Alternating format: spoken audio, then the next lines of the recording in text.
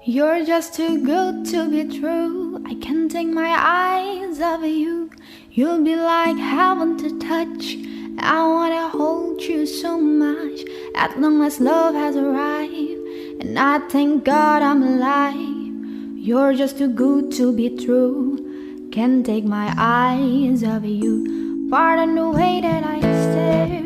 There's nothing else to compare. The sight of you leaves me weak. There are no words left to speak. But if you feel like I feel, please let me know that it's real. You're just too good to be true. I can't take my eyes off you. Dear Kuya Bono, ang aking taus-pusong pagbati sa lahat. Tawagin mo na lang ako sa pangalang Pablo. Hindi po ako playboy pero nakarami ako. Hayain niyo pong isa-isa kong ipakilala sa inyo mga ex ko at ang dahilan ng breakup or hiwalayan. Ito ay mga ex lang na umabot ng 1 taon. Hindi ko na po isasali yung mga panandalian lang na nakarelasyon. Una si Michelle, 1 year and 2 months kami. 3rd year high school ako hanggang mag-graduation ng high school. Reason ng breakup, magko-concentrate daw siya sa pag-aaral niya sa college at hindi siya pag-aaralin sa college kung may boyfriend siya. Masakit man sa kanya, brinake niya ako. Pangalawa si Angela, 2nd year college hanggang 4th year college kami. 2 years and 6 months naman kaming naging magjowa. Dahilan ng hiwalayan, natuklasan ko na mayroon siyang chatmate o callmate na Indiano. Noong pinagpili ko si Angela, yung Indiano ang pinili niya. Kaya sabi ko, sige, doon ka na sa Indiano mo. Pero nagsisi ako kaya binawi ko. Kasi hindi ko pala siya kayang mawala sa akin. Kaya lang siya, desidido na. Ayaw na raw niya yung sa amin. Doon na daw talaga siya sa taga-India. Pangatlo si Maye. Naging kami bago ako mag-graduate ng college hanggang sa kulang 2 taon kong tambay dahil walang mahanap na trabahong pang IT. Inabot kami ng 1 year and 2 days ni Maye. Napakabait niya sa mga magulang ko at kapatid ko pero malupit sa akin. Boto sa kanya ang buong pamilya ko. Ang dahilan ng hiwalayan ay yung pang-4. Oo, Kuya Bono, na-inlove ako sa ibang babae habang kami pa ni Maye. At ako ang nakipaghiwalay nung hamunin ako nung pang-4 na kung mahal ko daw siya, i-break ko si Maye. Pang-4 si Yvonne. Sales lady siya sa computer store na in-applyan ko dati noong kami pa ni Maye. Napakaganda ni Yvonne, Kuya Bono. Tapos nag-abroad siya sa Dubai. Nag-abroad din ako sa Dubai kahit never kong pinangarap ang mag-abroad. Pero naging napakadali noon dahil tinulungan ako ng ate kong matagal na nagtatrabaho doon sa Dubai. Noong mag-flight ako, kami pa ni Maye. Kaya lang nung magkita kami ni Yvonne sa Dubai Mall matapos ng gabi-gabing chat namin, hinamon niya ako. Kung mahal ko daw siya, hiwalayan ko si Maye. Ginawa ko. Alam kong mali yun kasi wala namang kasalanan si Maye, kaso talagang napakaganda ni Yvonne at mas mahal ko siya kaya kahit alam kong masasaktan ko si Maye, pikit mata, hiniwalayan ko siya. 2 years and 6 months akong data encoder sa Dubai. Kami pa ni Yvonne nung umuwi ako dito sa Pilipinas pero tinamad na akong bumalik. After 3 months na wala ako sa Dubai, brinake naman ako ni Yvonne. Wala daw siyang tiwala sa LDR o long distance relationship. Gusto niyang bumalik ako sa Dubai pero ayaw ko na talaga. Hindi talaga para sa akin ang trabaho na may amo. Gusto ko ako ang amo. So hindi ako bumalik. Kaya si Yvonne, hindi na rin bumalik sa akin.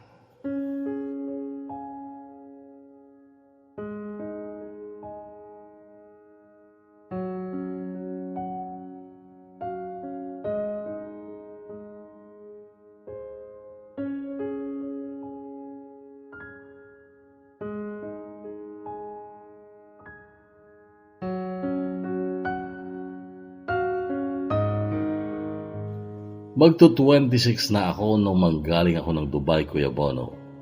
Sayang yung mga pangarap namin ni Yvonne na nakadali kong pinalipad sa hangin. Nag-open ako ng business. Yun lang talagang dahilan kung bakit medyo natagalan ang pangangamuhan ko sa UAE. Makaipon ng kapital para sa negosyo kong tindahan ng computer at computer parts. Nag-open din ako ng 2 computer shops, isang internet cafe at isang game center. Subalit 3 negosyo yon na tinutukan kong mabuti para hindi malugi kaya't dumaan pa ulit ang 1 taon na single ako. Loveless. Hanggang sa isang araw nung bumili ako ng orange na PVC pipe na pangpalit sa alulod ng game center ko. Napako ang tingin ko sa babaeng sales lady sa hardware na yon. Napakaganda ng mukha niya at ang ngiti niya nakakahalina. Sa kanya ako lumapit kahit na may binebentahan pa siya noon. Habang kausap niya ang customer niya ay pinapakinggan ko ang boses niya. May accent siya, Visayan accent. Sir, ano sa inyo? Tanong ng isang sales lady lumapit sa akin. Hindi ko siya pinansin dahil gusto ko ay yung magandang binibini ang magbenta sa akin. Sir, ano bang bibili nyo? Untag ulit sa akin ng babaeng tindera. Nginitian ko siya at saka ko sinabing, sa kanya ako bibili. Sabi ko sabay turo sa magandang dalaga. Inirapan niya ako at saka umalis sa harap ko. At nung matapos si ganda sa customer niya ay nakangiti siyang lumapit sa akin at nagtanong, ano po bang kaya kong ibenta na hindi kayang ibenta ng kasama ko? Tanong niyang nakangiti. Hindi ka agad ako nakasagot dahil para akong na-mesmerize sa ngiti niya. Ang ganda rin ng mga ngipin niya at ang mga mata niya ay parang mata ng bata na puno ng innocence.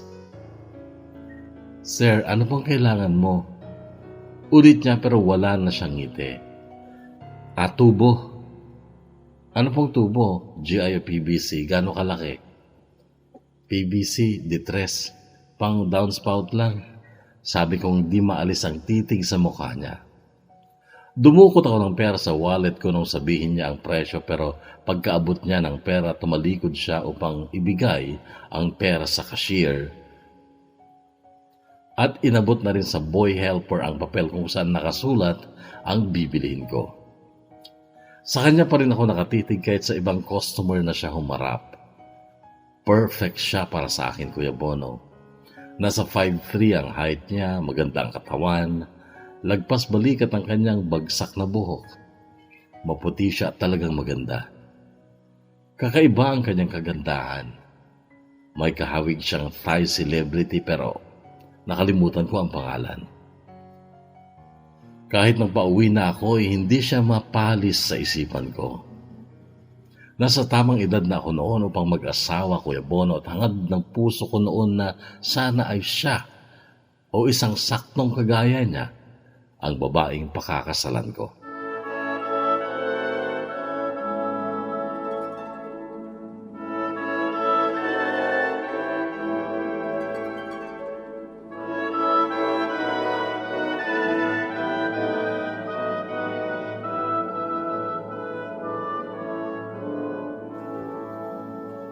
Iyon yung mga panahon, Kuya Bono, na parang gusto ko nang laging tahimik yung paligid ko. Kapag ganong mangangarap ako na kasama ko ang babaeng yon. Kaya madalas ay bigla na lang akong sasakay sa kotse ko at tutunguhin ko ang ilog at sa ilalim ng malaking puno sa baba ng tulay, doon ako tatambay. Uupo ako sa malaking bato doon o kaya hihiga habang nagpapatugtog ng love song sa cellphone ko tapos iisipin ko ang babae sa hardware store. Maingay at magulo kasi ang bahay. Marami na akong pamangkin sa amin nakatira. Mga anak ng Kuya Jomar ko. Tapos mga nakababata ko pang kapatid, 5 pa. Sa game center, lalong di ko kayang magtagal dahil napakaingay ng mga batang naglalaro. Sa internet cafe ay medyo tahimik pero may katiwala ako doon. Pinsan kong dalaga, si Eva. Maingay din sa computer store dahil tabi ng magulong kalsada. Kaya doon nga ako sa tabing ilog nakakatagpo ng katahimikan at kalayaang paglakbayin ng aking imahinasyon hanggang sa bigla akong tumayo at sinabi ko sa sarili ko, mali ito. Hindi na ako teenager para mag-daydreaming. Kailangan may gawin ako para matupad yung ninanais ng puso ko. Noon din ay tinungo ko ang hardware store at yung guard ang kinausap ko. Boss, ano bang pangalan ng dalagang yon? Turo ko sa dalagang maganda na noon ay nasa loob at abala sa pakikipag-usap sa kanyang buyer. Ay, si Ma'am Ida yun, sir. Ida? Yes, sir, Ida. May asawa na ba yan? Wala pa, sir. Pihikan yan, sir. 4 na taon na akong gwardiya dito. Napakarami na rin nanligaw dyan pero wala siyang sinagot ni isa. Yung iba nga mayayaman pa at mga gwapo pa eh. Ganun ba? Pihikan nga, no? Oo, sir. Sobrang mapili yan, sir. Pero siguro, sir, talagang hindi pa niya natatagpuan yung lalaking para sa kanya. Tama ka. Ganun nga siguro. Sir, type mo ba, sir? Tanong ng guard. Mahal ko na nga yata eh. Sagot ko. Manligaw ka, sir. Malay mo, ikaw yung hinihintay niya. Tutulungan mo ba ako, boss? Tanong ko sa guard. Oo, sir, makakaasa ka sa akin. Sige.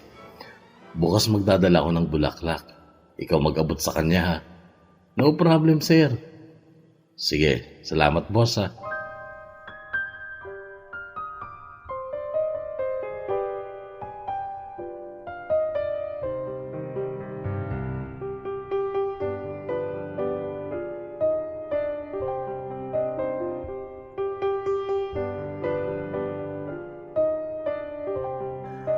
Kinabukasan nga bago pa sila makapagbukas ng hardware ay nagdala ako ng bouquet of red roses at iniwan ko sa guard.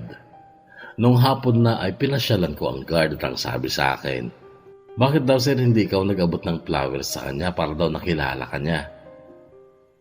Sabihin mo boss, ako yung bumili sa kanya ng distress na PVC nung isang araw. Sige sir, mamaya sasabihin ko. Pero sir, bakit di ka pumasok? Mag-hi ka lang sa kanya, oh. Mabait naman si Ma'am Ida, sir, eh. Huwag na. Tsaka na lang. Busy, eh. Dami kasing customer, tsaka nahiya ako, boss, eh. Yun nga lang, pero huwag kang mag-alala, sir.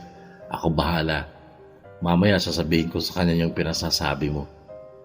Narinig ko yung sabi ng guard habang kay Ida ako nakatingin. Pinapanood ko siya habang abala sa pagharap sa kanyang buyer. Napakaganda talaga niya, Kuya Bono. Napaka-inosente at mabining-mabini ang kanyang kilos at salita. Uy, sir, baka naman malusaw si Ma'am Ida sa titig mo na yan. Narinig kong biro sa akin ni Kuya Tapilong, ang gwardya. Nakita ko lang ang pangalan niya sa uniform niya, Raymundo Tapilong. Pero mas rumihistro sa akin ang kanyang apelido na Tapilong. Kakaiba kasi. Kinabukasan ay nagulat ako nung mapadaan ako sa isang construction site malapit sa internet cafe ko. Nakita ko kasi si Kuya Tapilong na nagpapala ng buhangin. Bumaba ako ng sasakyan at nilapitan ko siya. Kuya Tapilong, ano nangyari? Ba't nagko-construction ka na yata? Panggabi na ako, sir, eh. Sayang naman yung oras kung tutunga nga lang ako maghapon sa bahay. Kaya eto, umasok muna akong labor. Ganun ba, eh. Magdamag kang gwardya, diba? Tapos sa araw, construction worker ka. Hindi mo naman, kuya. Wala kang tulog tapos gagawa ka ng mabigat na trabaho. Baka magkasakit ka niyan. Nakakatulog ako sa duty, sir, kasi nasa loob naman ako ng hardware, eh. Natutulog ako doon. May naman, naging panggabi na ako, eh. Ganun ba, eh. Okay naman pala, kuya, ano? Talagang okay, sir, dahil may sorpresa ako sa'yo. Nakatamang sabi niya sabay dukot ng wallet niya at kinuha doon ang maliit na pilas ng papel tsaka inabot sa akin. CP number ni Ma'am Ida, sir. Hiningi ko para sa'yo. Sabi niya at lubha ang tuwa ko noon. Wow, Kuya Tapilong, the best ka pala talaga eh. Para sa iyo, sir. Alam ko kasing okay ka eh. At sana maging kayo na ni Ma'am Ida. Sana nga, pero Kuya Tapilong, sana wag mo tanggihan to. Pasasalamat ko lang to sa'yo. Sabi ko sa kanya sabay abot ng 1,000 pero, sir, wag na. Makakabayad ka din sa ibang paraan, sir. Huwag mong perahin kasi hindi ko yan tatanggapin. Noon, Kuya Bono, ay bumilib ako sa prinsipyo ni Kuya Tapilong. Pinasalamatan ko na lang siya at nung pagdating ko ng internet cafe ay agad kong miniskol ang number ni Ida na bigay ni Kuya Tapilong. Nag-ring naman pero pinatay ko din dahil alam kong busy na siya noon. Tinext ko na lamang siya ng ganito. Hi Miss Ida, si Pablo to. Yung bumili sa'yo ng PVC na tubo. Saka nagpadala ng roses. Binigay ni Kuya Tapilong ang number mo sa akin. Sana okay lang sa'yo kung iti-text kita. Naghintay ako ng reply niya, Kuya Bono, pero maghapon ay wala siyang reply na dumating. Pero nung 7:00 na ng gabi ay nakatanggap ako ng reply mula sa kanya at ang sabi, Hi Pable, ganda naman ang pangalan mo. Kakaiba ha. Pasensya ka na pala kung ngayon na ako nakapag-reply. Busy kasi sa tindahan maghapon eh. Agad naman din ako nag-reply. Okay lang yun, Miss Ida. Alam ko naman sobrang dami niyong customer eh. Salamat pala at nag-reply ka. Okay lang pero hindi rin ako magtatagal sa texting natin kasi ako ang nakatokang magluto ngayon eh kaya mamaya na lang ha. Gising naman ako hanggang 9:30 ng gabi eh. Bye muna. Okay, sige. Mamaya na lang. Salamat ulit. Ganito ang reply ko pero hindi na siya sumagot ulit. Gayon pa man ay sobrang saya ko pa rin Kuya Bono dahil sa wakas nakakausap ko na ang babaeng pangarap kong maging asawa.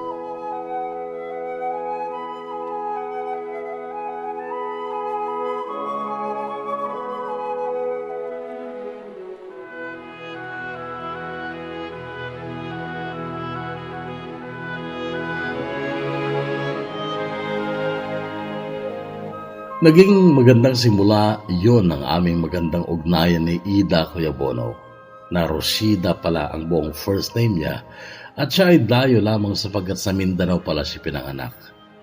Ulila na siya sa ina at ang kanyang ama naman ay kasalukuyan niyang hinahanap noon.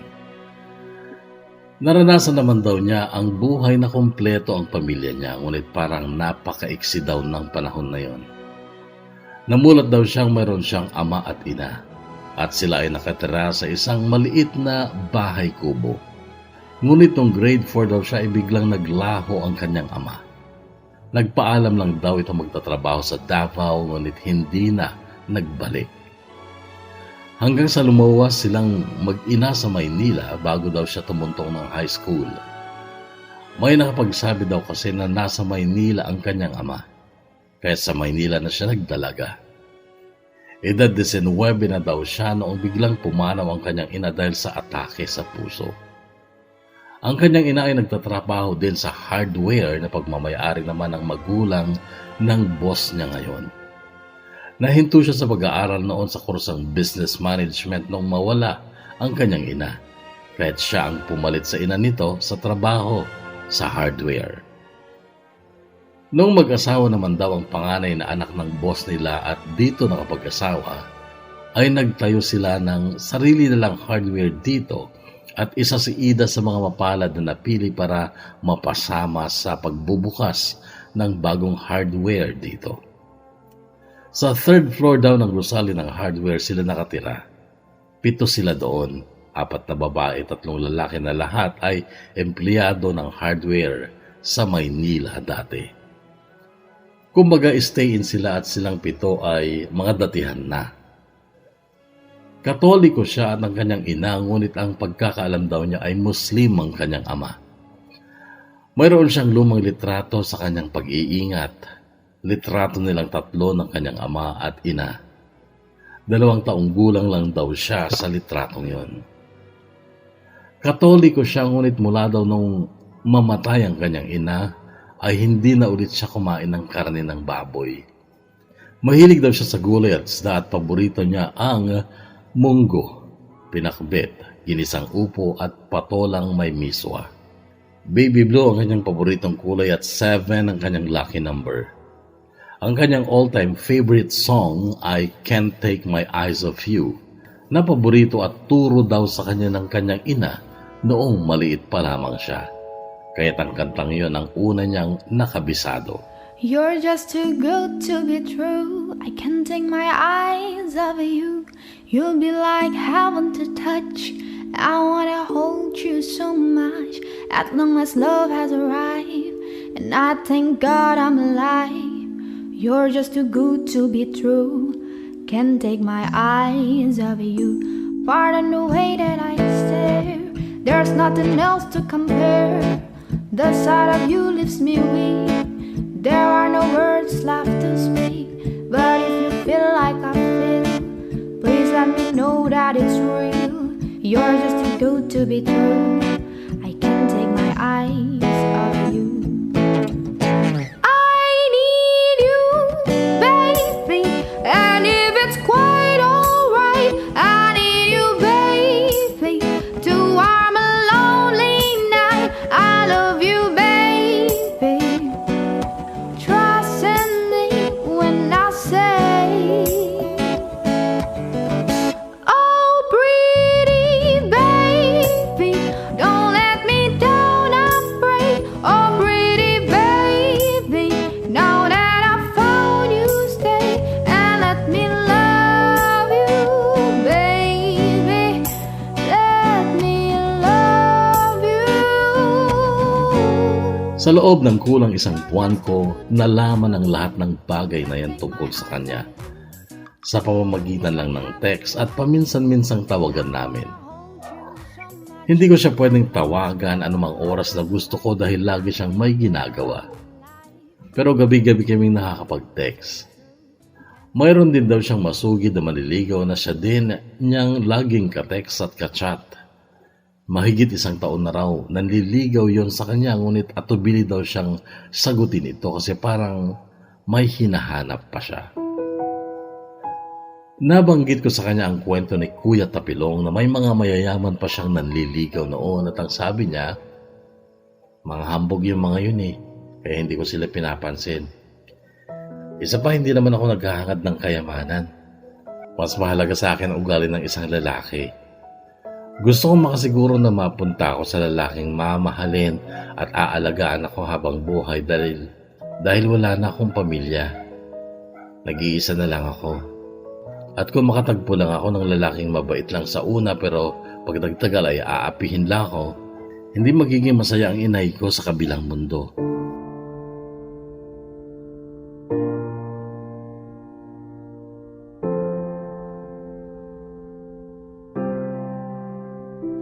Makaraan pa ng 3 buwan, Kuya Bono, bago ako formal na nakapaghayag sa kanya ng aking damdamin. Unang pagsasama namin noon, araw ng linggo at birthday ng mama niya na nasa langit. Nagpasama siyang magsimba noon at nung matapos ang misa ay inaya ko naman siyang kumain sa isang restaurant. Fine dining restaurant yun na noong papasok pa lang kami ay atubili na siya at ang sabi niya, mahal dito, Pable. Masasayang lang ang pera mo. Pwede naman tayo sa karinderya lang Magulo sa karinderya Tsaka mainit, tsaka maingay.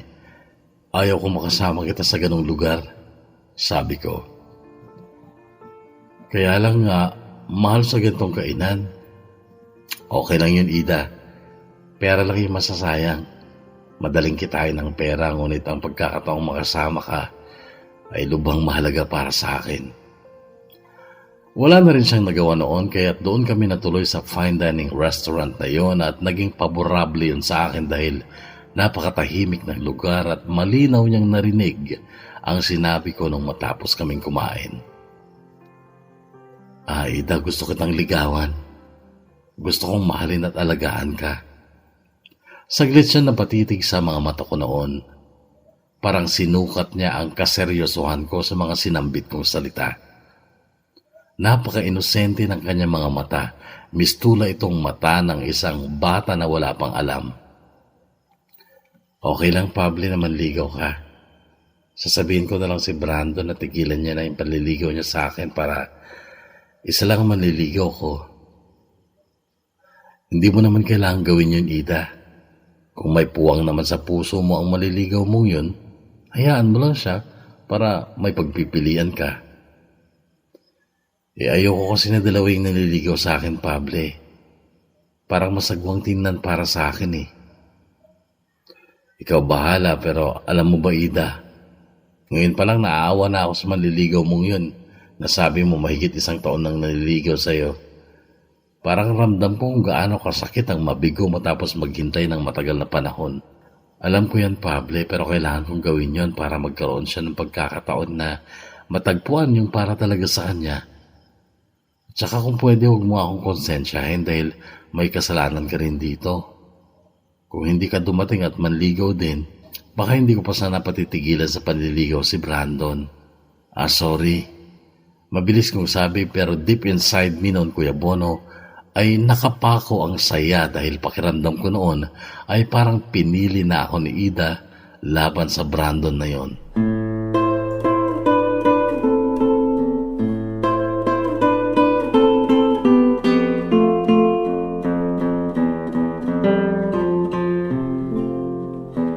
Matagal kami sa restaurant na yon pero ako ang nakadami ng kwento dahil para niya akong inimbestigahan noon. Siya ang maraming tanong at bawat salita ko ay maingat niyang pinapakinggan. Pati ang tungkol sa paligid ko ay naitanong niya.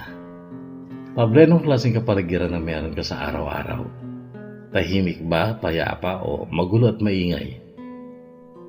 Ang magulo at maingay, mabilis kong sagot. Sanay ka sa ganon? Oo, sanay na ako sa maingay at magulo kasi napakarami namin sa bahay namin. Marami akong pamangkin at maiingay at makukulit. Tapos sa trabaho ganun din.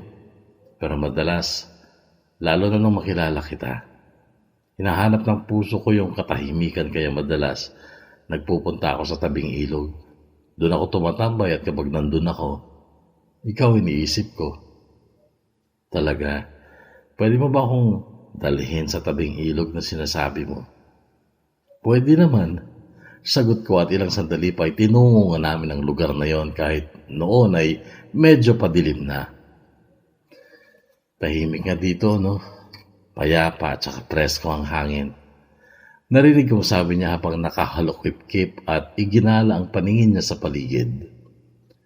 Saglit na magitan sa amin ang katahimikan at nung magsalita siya ay bagya akong nagtaka sa narinig ko sa kanya. Pable, may bakanting lote ba sa bakuran nyo? Oo, meron.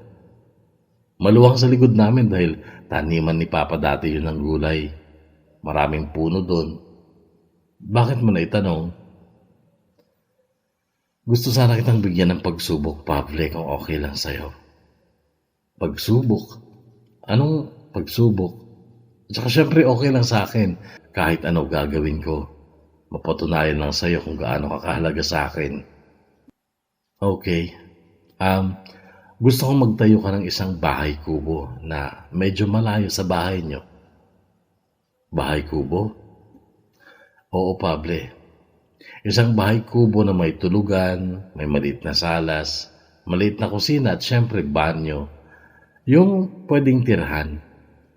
Sige, gagawin ko. Tapos magtanim ka ng puno ng saging sa gawing kaliwa ng bahay kubo. Maraming punong ng saging sa lote namin eh. Siguro doon na lang ako magtatayo ng kubo para hindi na ako magtanim ng saging. Ikaw bahala, pero kaya mo ba? Kailangan ba ako lang mag-isa magtatayo ng bahay kubo? Hindi naman, pwede kang magpatulong sa isa o dalawa. Pero mas okay kung madalas ikaw lang gagawa. At pag natapos mo ang bahay kubo, ipakita mo sa akin. At doon sa mismong bahay kubo na yon, doon mo malalaman ang kasagutan sa manliligaw mo sa akin. Sige, bukas na bukas sisimulan ko na ang pagtatayo ng bahay kubo. Hindi mo kailangang madiliin, Pable. Hindi naman tayo nagmamadali at saka isa pa, alam ko may mga negosyo ka na dapat asikasuhin. May mga katiwala naman ako eh. Excited na nga ako simulan yung kubo, Ida, at ilalagay ko ang puso ko sa paggawa nun. Kahit hindi ako marunong sa construction, pag-aaralan ko yun. At nangangako ako na makakagawa ako ng isang magandang bahay kubo. Dahil sa bawat sandali, habang ako gumagawa, ikaw ang iisipin ko. Sabi nila'y balang araw darating ang iyong tanging hinihiling. At nung dumating ang aking panalangin ay hindi na maikubli ang pag-asang nahanap ko sa iyong mga mata at ang takot kung sakali mang ika'y mawawala.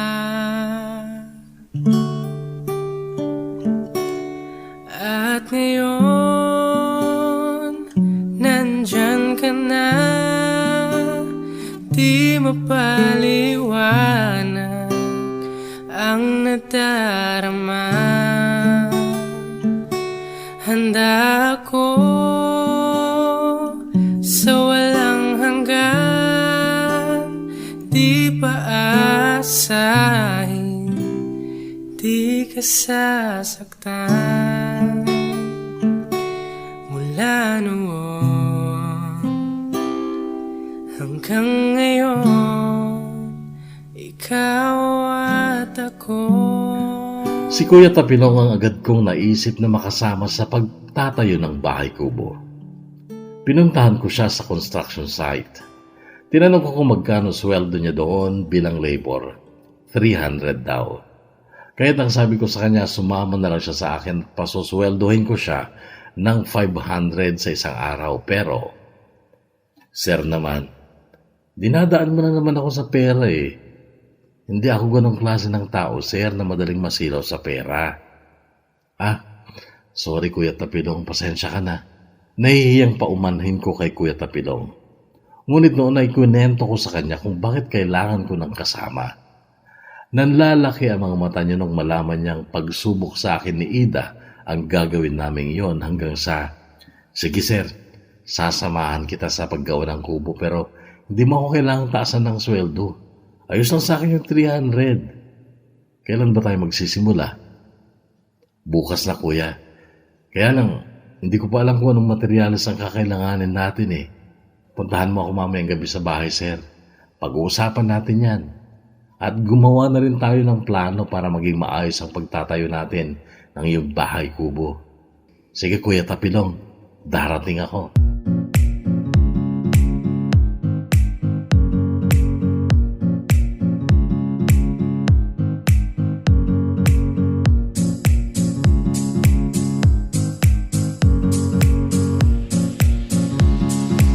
Frustrated civil engineer pala si Kuya Tapilong, Kuya Bono.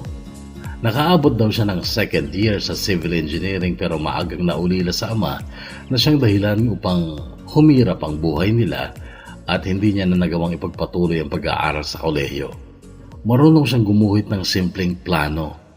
Iginuhit niya ang bahay kubo na nakikita ko sa imahinasyon ko. Pareho kami excited nung simulan namin ng pagtatayo sa bandang dulo ng lote namin.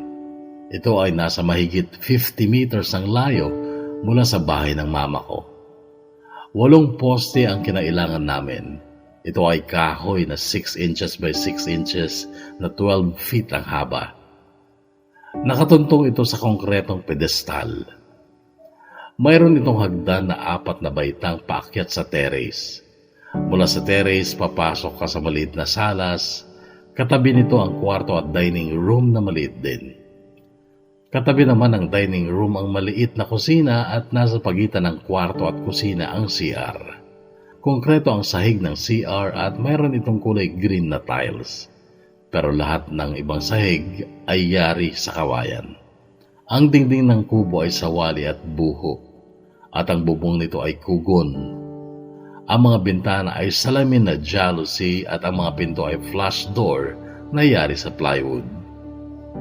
Tuwing linggo ay mag-isa lang ako nagtatrabaho pero Lunes hanggang Sabado ay kasama ko si Kuya Tapilong na mula nung madalas kong kasama ay na-shortcut ko na ang pangalan niya at naging Kuya Taps na lang ito. Gabi-gabi ko pa rin ka-text at ka-chat si Ida. Ayaw niyang magpadala ako ng litrato ng ginagawa naming bahay kubo dahil gusto daw niyang masorpresa. Gusto daw niya ito makita for the first time kapag ito ay yari na. Madalas ang kwentuhan namin ay tungkol sa bahay kubo at inabot yun ng mahigit 1 buwan bago natapos.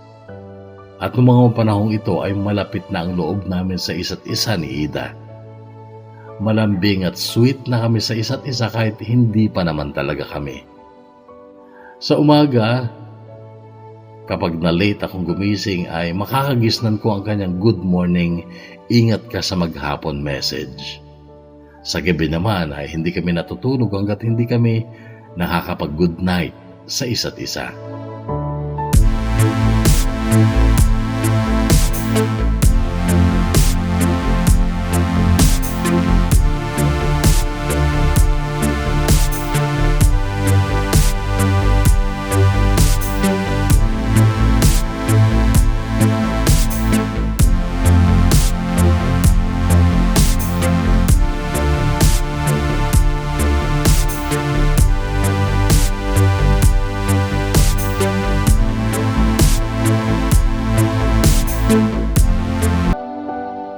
Si Mama ang number 1 kong observer noon. Natutuwa daw siya sa pagbabago ko. Lagi daw akong masaya at inspirado at iyon ay ikinagagalak daw niya. Atat na rin noon si Mama na makilala si Ida pero binibitin ko siya at ang sabi ko ay makikilala niya si Ida sa araw na matapos namin ang pagtatayo ng bahay kubo. 37 days namin ginawa ang bahay kubo, Kuya Bono, pero ang ika-38 at ika-39 na araw ay landscaping ang ginawa namin ni Kuya Taps. Nagtanim kami ng maraming halaman sa harap at kanang gilid ng bahay kubo. Mga halamang binili ko sa tindahan ng mga halaman sa highway. Ang lupa sa harap at palibot ng kubo na hindi natamnan ng halaman ay sinimento namin ni Kuya Taps. Pareho kaming nahangiti ni Kuya Taps kapag pinagmamasdan namin ang pinagpaguran naming bahay kubo. Sa totoo lang, Kuya Bono, ay malaking bahay kubo ito dahil 7 meters by 7 meters ang sukat ng kubo. Hindi pa kasali doon ang terrace. Ang total floor area nito ay 56 square meters. Noong ika-40 days ay namili kami ni Kuya Taps ng mga gamit sa bahay, kalan at iba pang gamit sa kusina. Maliit na ref, sala set na yari sa kawayan, kama na yari din sa kawayan na nilatagan namin ng foam, mga bumbilya, unan, kumot at kung ano-ano pa. Dahil desidido ako noon, Kuya Bono, na doon na ako titira. Kinagabihan ng ika-40th day naming trabaho sa bahay kubo, ay sinundo ko na si Ida bago mag-alas 6 ng hapon. Inabangan ko ang pagbaba niya mula sa hagdan at nung sa wakas ay makita ko siya, ay lalo nang sumaya ang puso ko. Laging ganun, Kuya Bono, sa tuwing makikita ko siya ay hindi ko maipaliwanag ang saya sa pakiramdam ko. Oo, masaya ako nung gabing yun pero mayroon akong matinding takot dahil noon ko malalaman kung sasagutin niya ako o bibiguin. Natatakot ako kasi sa totoo lang ay hindi ko alam kung paano tatanggapin ang kabiguan ko sakaling hindi ako pumasa sa pagsubok niya. Kaya nung gabing yun na nag-aya siyang bumisita muna sa simbahan, nagdasal din ako ng taimtim. Hiniling ko, Kuya Bono, sa Diyos habang may luha sa aking mata na ibigay niya sa akin si Ida. Diyos ko, alam kong alam mo na mahal ko ang babaeng to. Alam kong alam mo na napakalinis ng intensyon ko sa kanya. Ngayon parang Panginoon, nangangako na ako sa iyo na mamahalin ko siya ng higit pa sa pagmamahal ko sa sarili ko at aalagaan ko siya hanggang sa aking huling hininga. Kaya nagmamakaawa ako sa iyo, Panginoon. ibigay mo sa akin ang babaeng ito.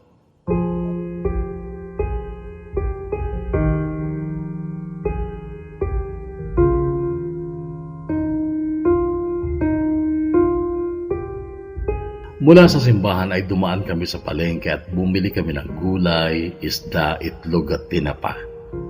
Magluluto daw siya ng hapunan naming dalawa.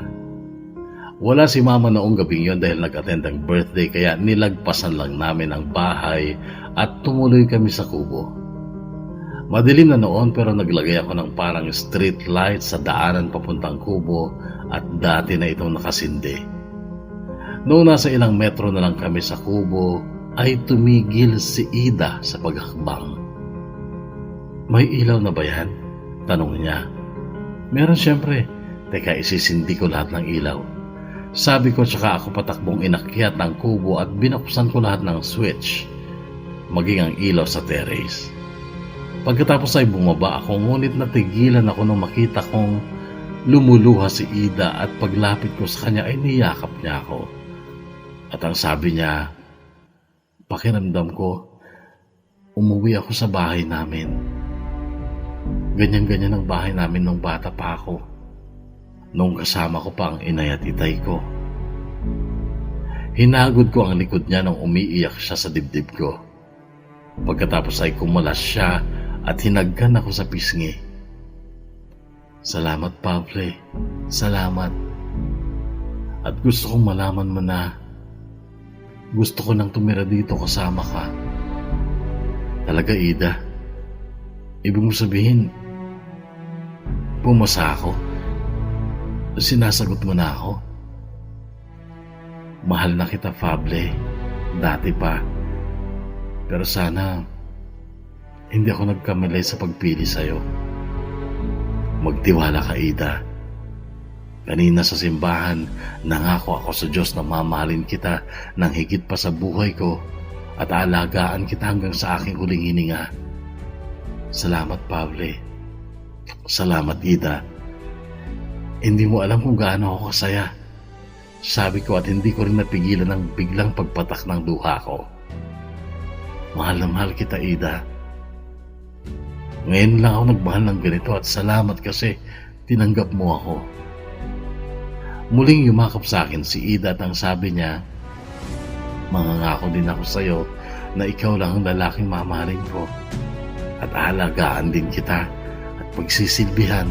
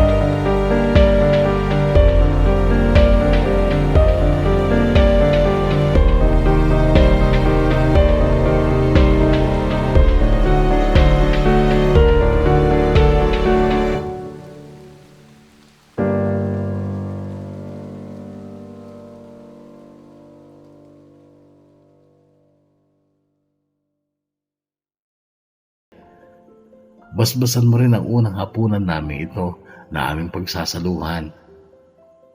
Maraming salamat, Panginoon.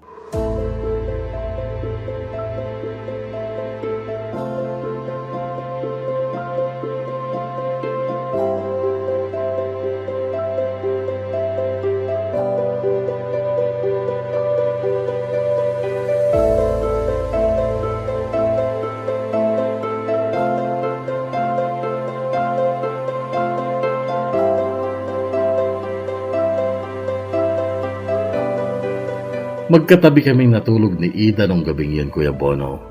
At bilang isang lalaki ay hindi naalis sa akin yung mag-init.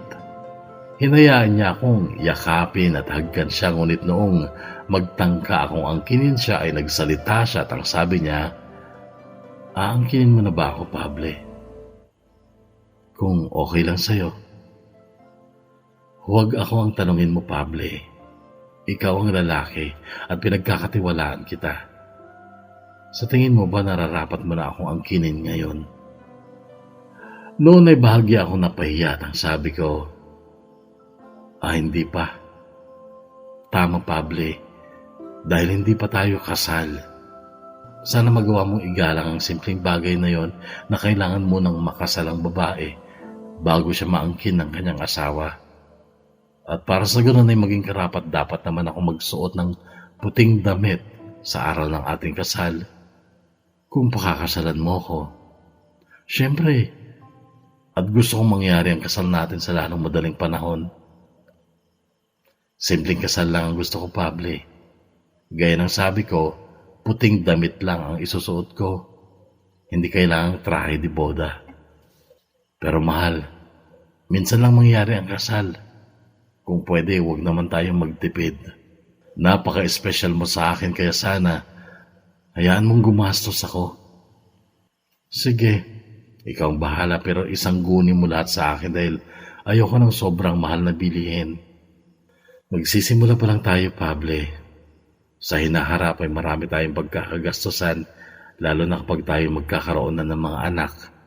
Kahit walang pinipiling araw ang pagtitipid, kailangan sa bawat pagkakataon magtipid. Muli ako napahanga kay Ida sa kanyang sinabi. Pakiramdam ko noon, Kuya Bono, ay umaabuso na ako sa kabaitan ng Diyos dahil wala naman akong nagawang mabuti. Pero bakit ganun katindi ang blessing niya sa akin?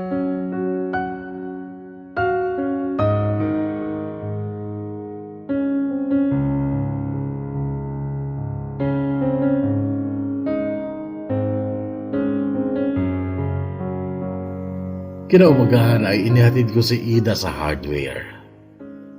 Bago siya bumaba ay may tanong siya sa akin. "Gusto mo na ba akong tumira sa bahay mo?" "Oo naman." Mabilis kong sagot pero hindi siya ngumiti. Iniisip ko kasi, Pable, mahal. Pwede ba mahal lang itawag mo sa akin?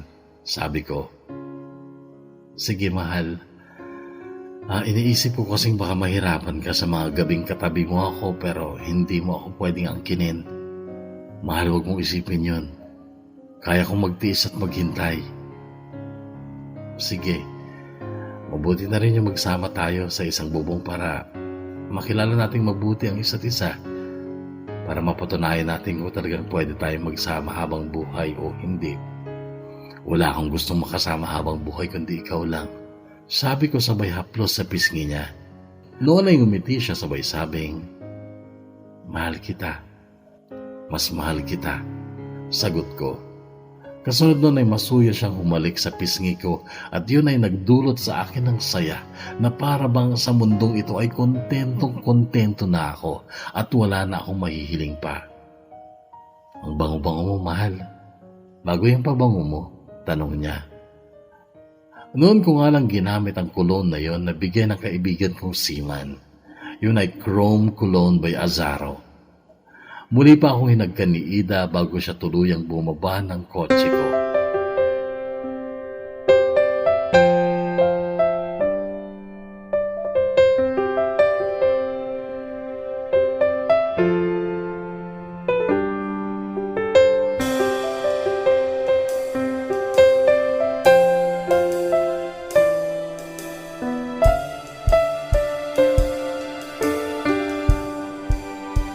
Nung sunduin ko siya kinagabihan, Kuya Bono, ay malaki na ang dala niyang bag na naglalaman ng mga gamit niya. Nagpaalam na daw siya sa boss niya at ang sabi ng boss daw niya ay gusto raw nito ako makilala. "Ang bango mo!" Tila gigil niyang sabi matapos siyang humalik sa akin nung pagsakay niya ng kotse. Sinadya ko naman talagang maligo at magpabango ulit gamit ng cologne na Chrome by Azaro. Dati na ako nakaluto ng hapunan noon kasi maghapon kami nagte-text. Oo, Kuya Bono. Mula noon ay nilalagay niya na ang kanyang cellphone sa kanyang bulsa at kahit nasa trabaho siya ay nagre-reply siya sa akin. Nag-request siya na magluto ako ng munggo kaya tanghali pa lang ay naglaga na ako ng munggo. Nilagyan ko yun ng karne ng baboy at talbos ng sampalok. Nung kakain na kami ng gabing yon ay nagtaka siya. Ano tong nilagay mo sa munggo? Talbos ng sampalok. Talaga, pwede pala to. E di maasim to. Medyo. Noon ay kumutsara siya ng munggo tsaka sinubo. Tapos napangiti siya. Medyo maasim nga pero masarap naman. Ngayon lang ako nakatingin ng munggo na maasim. Sabi niya pero napansin kong naging magana siya sa pagkain. Noong matapos kaming kumain ay tumambay kami sa aming terrace. Narinig ko ang mahina niyang pagkanta ng Can't Take My Eyes Off You. Matamis ang kanyang tinig. Kabisado mo yan, mahal? Tanong ko. Tumango siya sabay sabi, gusto mo kantahan kita? Oo, pero teka lang, sabi ko, sabay tayo. Kukunin ko lang yung gitara ko sa bahay. Dadaling ko dito at tayo magko-concert ngayong gabi, sabi ko.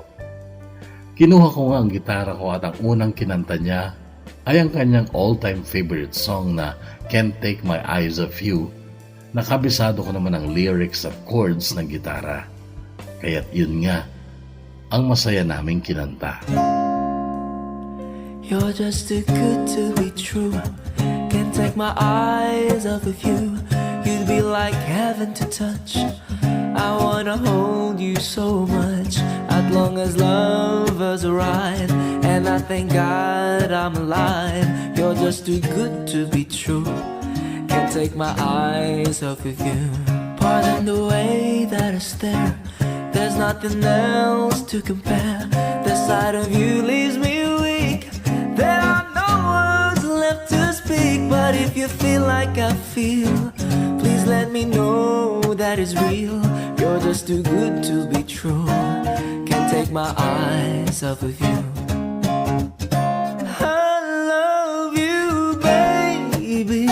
And if it's quite alright, I need you, baby, to warm a lonely night. I love you, baby. Trust in me when I say,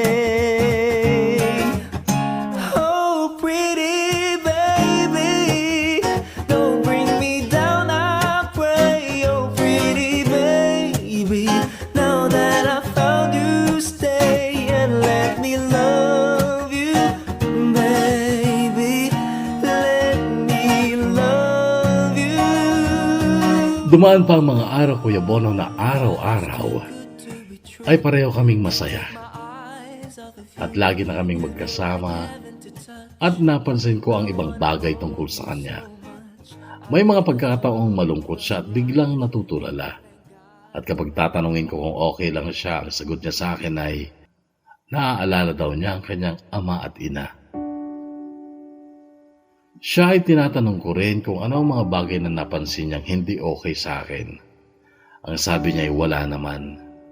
Ang sabi pa niya ay, pwede na tayo magsimula sa paghahanda sa kasal natin, mahal. Talaga, edi sige, bukas simulan na natin. Ihanda na natin yung mga requirements na hahanapin ng civil registrar. Magpapasukat ka na ng wedding dress mo, magpapadesign na tayo ng invitation. Napangiti siya sa akin. Kabisado mo, mahal, ah. Nakasal ka na ba dati? Siyempre, hindi pa. Pero pangarap kong makasal sa'yo kaya nag-research na ako. Sagot ko. Sa aming dalawa ay napagkasunduan namin na June 8 kami magpapakasal. Ang petsa noon ay May 3, 2017. At June 8, 2017 ang aming napagkasunduang petsa ng aming kasal. So mayroon kaming mahigit isang buwan na paghahanda at sabi niya ay sapat na yon para sa simpleng kasal na gusto niya. Kaya lang, Kuya Bono, ay hindi ko inaasahan na hindi pala matutuloy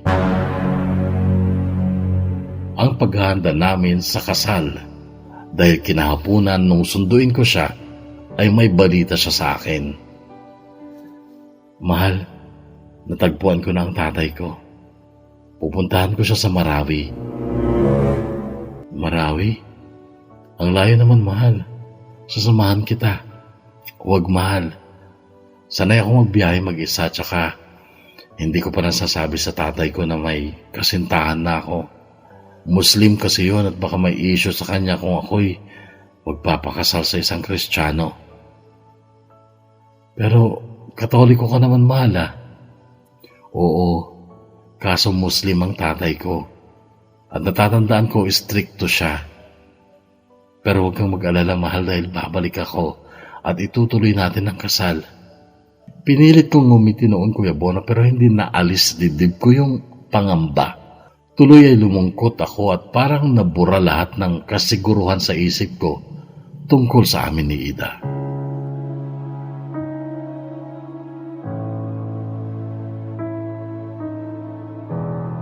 Kinabukasan ng madaling araw ay lumuwas kami ni Ida. Inihatid ko siya sa airport kung saan siya lilipad hanggang Ozames City. Yun ang pinakamalapit na domestic airport sa Marawi. Halos hindi ko siya kayang pakawalan nung yumakap siya sa akin bago sumakay ng eroplano. Kung bakit may pakiramdam ako na parang huling yakap ko na yun kaya talagang hindi ko siya binibitawan. Tumulo pa ang luha ko noon pero pinunas niya at ang sabi niya, huwag kang iiyak, mahal. Babalik ako. Pangako, babalik ako.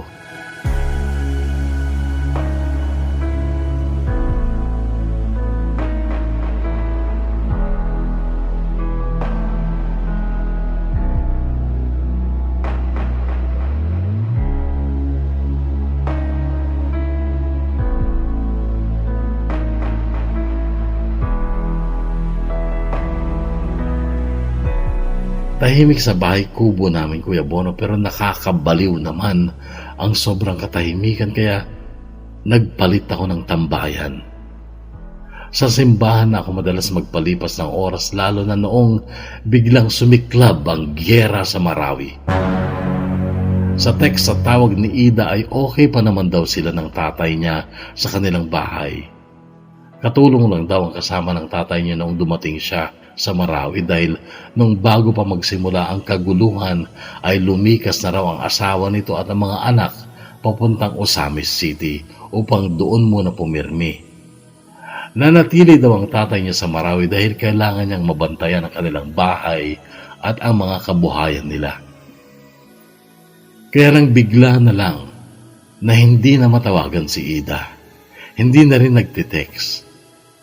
Noon ay malala na ang kaguluhan sa Marawi at marami nang namatay ayon sa mga balita. Nagdeklara na rin noon si Pangulong Duterte ng martial law doon.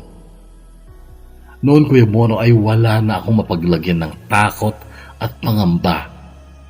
Panay ang dalangin ko sa Diyos na sana ilayo niya ang mahal ko sa kapahamakan.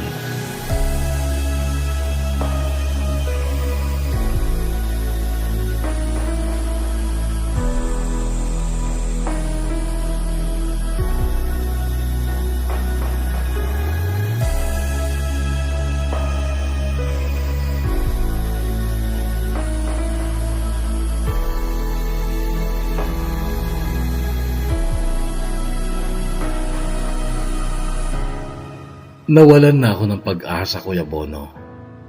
Nung sumapit na ang Pasko ng 2017 at bagong taon ng 2018, yun sana ang kauna-unahang Pasko at bagong taon namin ni Ida. Hindi ko nagawang maglagay ng Christmas decor sa bahay kubo namin noon dahil talagang walang sigla ang Pasko at bagong taon na yun para sa akin. Ang dami kong sinachat at ini-email na maaring makapagbigay sa akin ng balita tungkol kay Ida. Walang balita akong pinalagpas tungkol sa Marawi hanggang sa dumating ang araw, January 12, 2018, may natanggap akong text message. Ganito ang laman ng text message. Hi, ako po si Salima. Nakita po namin ang cellphone number mo sa phone book ni Rashida. Mahal ang nakapangalan sa'yo sa phone book kaya't inisip namin na baka boyfriend ka ni Rashida. Nasa pangangalaga namin siya dito. Maaari mo siyang puntahan dito sa Iligan o tumawag ka sa number na ito upang mabigyan ka namin ng karagdagang impormasyon tungkol sa kanya. Noon, Kuya Bono, ay nanginginig pa ang mga kamay ko sa pagdial ng number ni Salima. Noon nga ay nakausap ko siya at nag-unahan ang mga luha ko nang marinig ko ang kwento ni Salima tungkol sa mahal kong si Ida.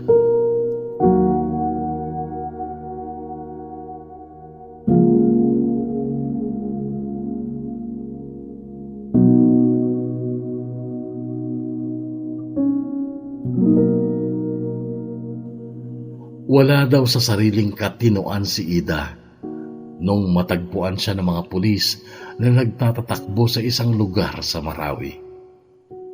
Mayroon daw isang tao na taga doon na nakapagsabi kung saan nakatira si Ida at nung puntahan ng mga pulis at sundalo ang bahay ng tatay ni Ida ay natagpuan nila doon ang naaagnas ng bangkay ng matanda na kalunos-lunos ang itsura. Ang sapantahan nila ay baka nasaksihan mismo ni Ida ang pagpatay sa kanyang ama na siyang nagdulot sa kanya ng matinding trauma na kinalaunan ay naging sanhi ng kanyang dissociative amnesia. Noong una daw ay wala siyang matandaan, pati pangalan niya ay hindi niya maalala. Takot daw siya sa sundalo o pulis o kahit sinong may baril. Natataranta daw siya at bigla na lang sisigaw at iiyak kapag may lalapit sa kanyang may dalang baril. Hindi ako nagpatumpik-tumpik, Kuya Bono. Lumuwas ako at sumakay ng eroplano papuntang Osamis City, tsaka ako nagbiyahe papuntang Iligan at hinanap ko si Salima. Noong makita ko si Ida ay agad akong napaluha pero natigilan ako nung may binatang lumapit sa kanya. May dala itong pinggan ng pagkain at sinusubuan pa si Ida. Marahan akong lumapit sa kanila. Nagpakilala ako sa lalaki. Napansin kong pilit ang kanyang pagngiti sa akin. Mahal, tawag ko kay Ida pero hindi niya ako nilingon. Kinalabit siya ng lalaki tsaka ako tinuro. Napatingin naman sa akin si Ida pero blanko ang kanyang damdamin sa kanyang mukha at hindi ako nakilala. Sandali siyang tumingin sa akin bago muling tumanaw sa malayo. Napakaganda pa rin ng mahal ko kahit wala siya sa katinoan. Masinop pa rin sa katawan at malinis tingnan. Nakadama lang ako ng selos nung malaman ko mula kay Salima na ang lalaking iyon na si Rodrigo ang siyang nag-aalaga kay Ida dahil siya lamang daw ang nag-iisang staff nila na hindi kinatatakutan ni Ida. Pwede ko ba siyang iuwi? Tanong ko noon kay Salima. Kung wala siyang kamag-anak, pwede kang pumirma ng waiver para mailabas mo siya dito. Pero kailangan mong mangako na siya ding nakasaad sa waiver na ipagagamot mo siya. Kailangan niya ng medical attention. Ilapit mo siya sa isang psychiatrist o kahit sinong mental health doctor. Gagawin ko yan, ma'am. Kahit ano gagawin ko para sa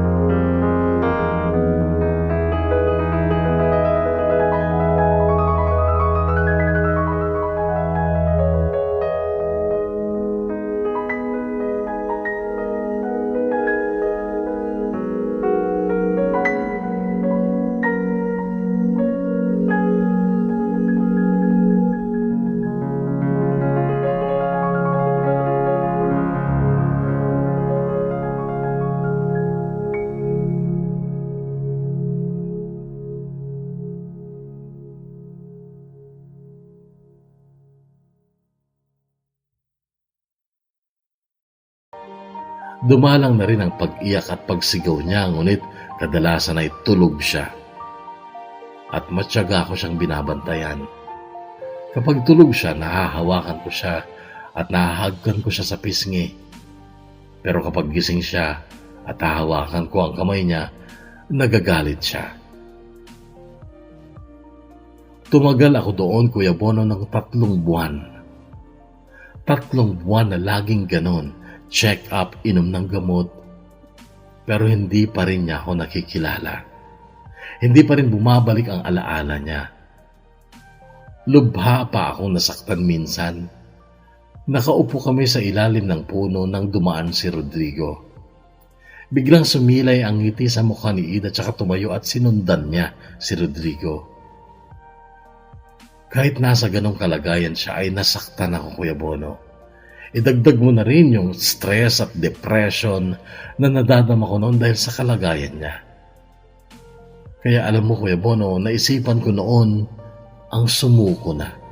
Naisipan ko noon na umuwi na dito at iwan na doon si Ida. 3 buwan na kasing mahigit pero wala pa rin nangyayari.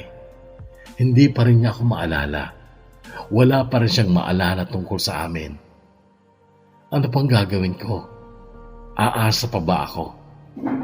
Depressed na rin ako noon, Kuya Bono.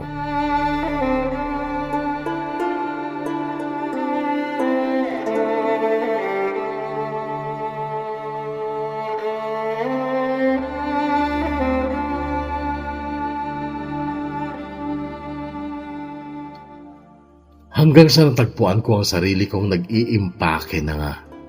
Pero mabigat yun sa dibdib ko. Itinigil ko ang pag-iimpake. Itinigil ko ang pag-iimpake at nagpunta ako sa simbahan at doon ay nagmakaawa ako sa Diyos. Maraming tao noon sa simbahan dahil may kasal na ginaganap. Isiningit ko ang sarili ko sa isang bakanting upuan. Lumuhod ako at nagdasal. Tulungan mo po ako. Patatagin mo pa sana ako. Bigyan mo pa ako ng pag-asa. Ayokong sukuan si Ida pero Diyos ko, tulungan mo naman ako. Turuan mo ako kung anong dapat kong gawin. Ganito ang dasal ko noong may maamoy akong pabango mula sa lalaking kauupo lamang sa harapan ko. Pamilyar ang amoy ng kanyang kulon. Dati kong ginamit ang kulon na yon. Na nagustuhan nga ni Ida pero naubos na kasi. Chrome Cologne by Azaro. Dali-dali akong lumabas ng simbahan at tinungo ko ang mall at naghanap ako ng ganong cologne pero naubos na daw at tester na lang ang natira. Bilhin ko na lang yung tester, please ma'am. Kailangan ko lang. Sumamo ko sa sales lady. Noon ay umalis siya at pagbalik niya ay kasama niya ang department head niya. Kinausap ko siya at ikwinento ko ang sitwasyon namin ng girlfriend ko. Naawa siya sa akin kahit ibinigay niya na lang ng libre ang tester sa akin at lubha ko siyang pinasalamatan. Umuwi ako ng apartment ko, naligo at nag-spray ng cologne tsaka ako nagpunta kay Ida. Nakaupo siya noon mag-isa at gaya ng dati nakatanaw sa malayo.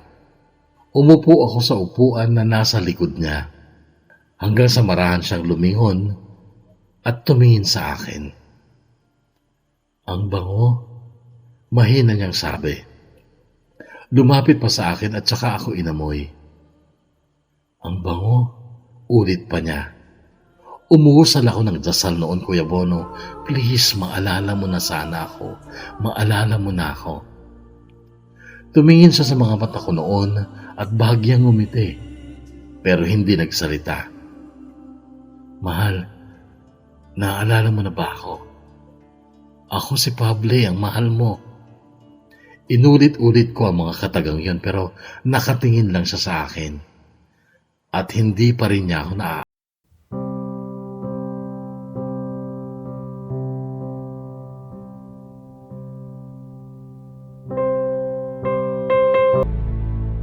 Umuwi ako luhaan noon, Kuya Bono. Nauubos na rin ang pasensya ko at nasusuntok ko ng dingding dahil sa kawalan ng magawa. Hanggang sa maisipan kong gumawa pa ng ilang hakbang bago tuluyang sumuko. Kinabukasan ay bumili ako ng gitara. Nagluto ako ng munggo na may talbos ng sampalok, tsaka ako dinala kay Ida. Nanlaki ang mga mata niya nung buksan ko ang lunchbox na naglalaman ng munggo na may talbos ng sampalok. Binigyan ko siya ng kutsara. Kumuha siya ng munggo tsaka isinubo. Napangiti siya ng bahagya nung malasahan niya ito. Tsaka tumingin sa akin saglit. "Kanin," sabi niya. Ibinigay ko sa kanya ang kanin. Magana siyang kumain at habang kumakain siya ay tinugtugon ko siya at kinantahan ng kanyang all-time favorite song na "Can't Take My Eyes Off You." You're just too good to be true. Can't take my eyes off of you. You'd be like heaven to touch. I wanna hold you so much. As long as lovers arrive, and I thank God I'm alive.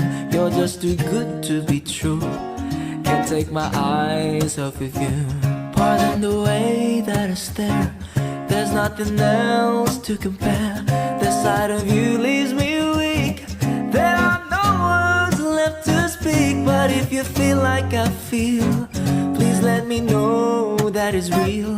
You're just too good to be true. Can't take my eyes off of you. I love you, baby. And if it's quite alright, I need you, baby, to warm a lonely night. I love you, baby. Trust in me when I say.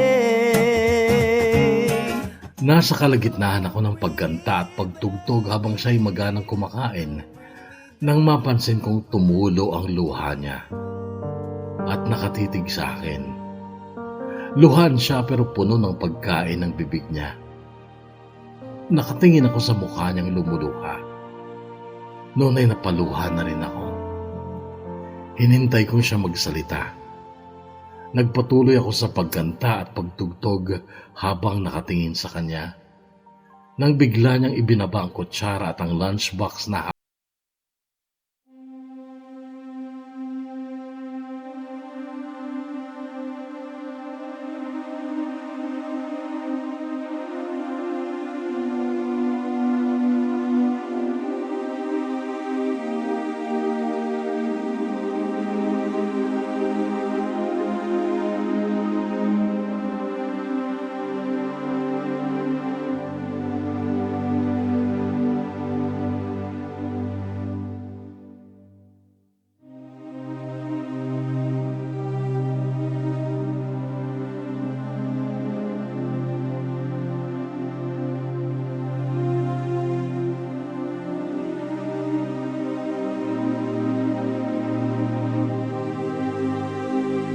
iyak ako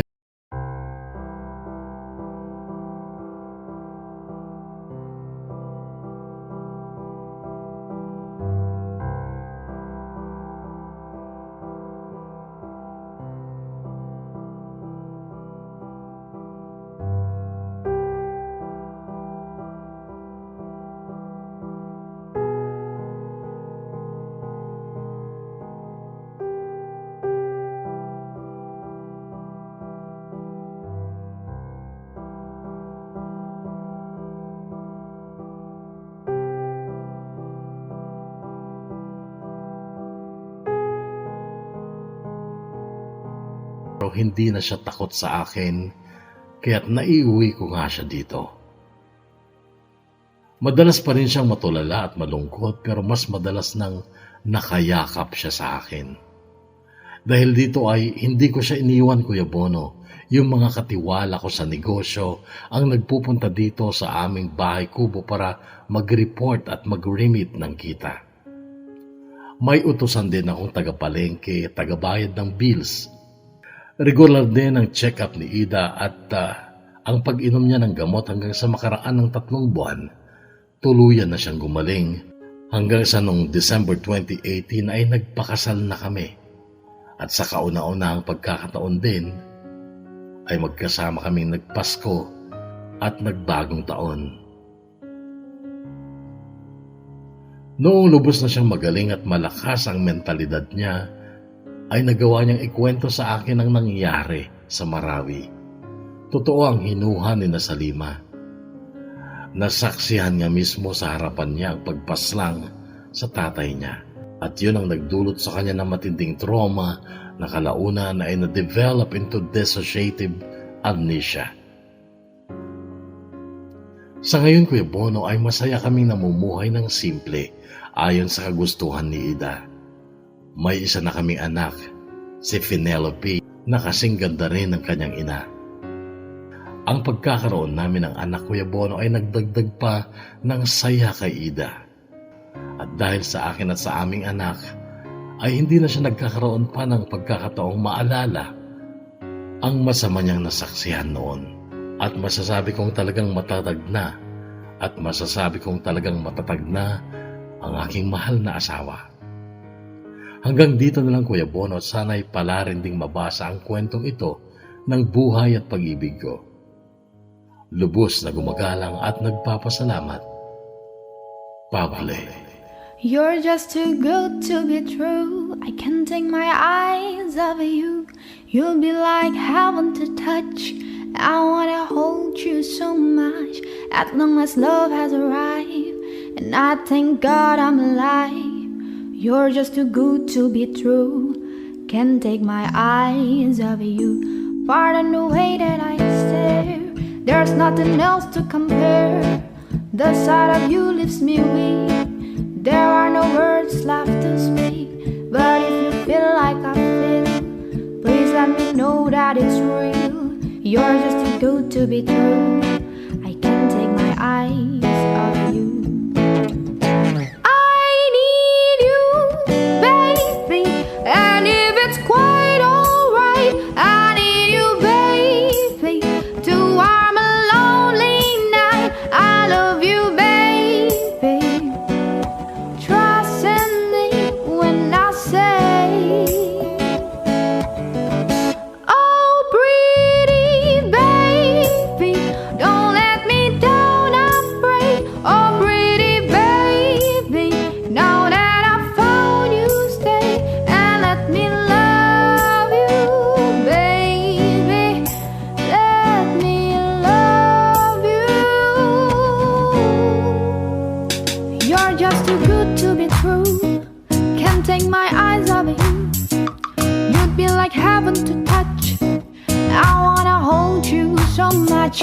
At long last love has arrived, and I thank God I'm alive.